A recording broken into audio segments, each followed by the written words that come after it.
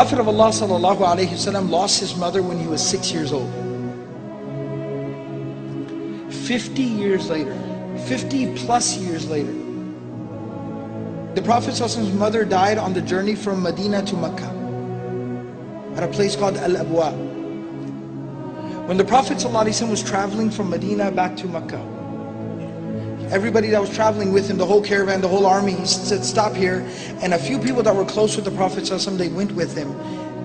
And he went and he sat down at a grave. And he sat down there for a little while.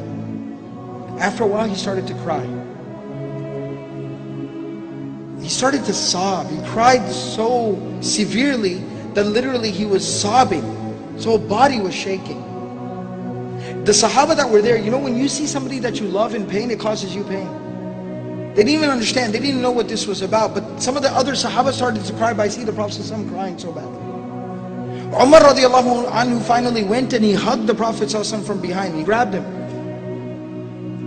And he said, it's okay, it's okay. He consoled the Prophet ﷺ until the Prophet ﷺ was able to contain himself. And then they asked, what makes you cry like this, O Messenger of Allah? And he said, this is the grave of my mother. And coming here and visiting here reminds me of my mother. And I miss my mom, and that's why I cried. He was 6 years old. How much time had he spent with his mother? 50 years later.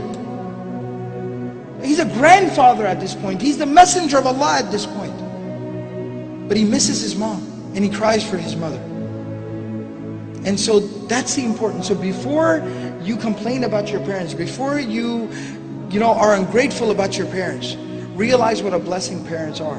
And go and ask someone who doesn't have their parents what they would trade to be able to spend another moment with their parents.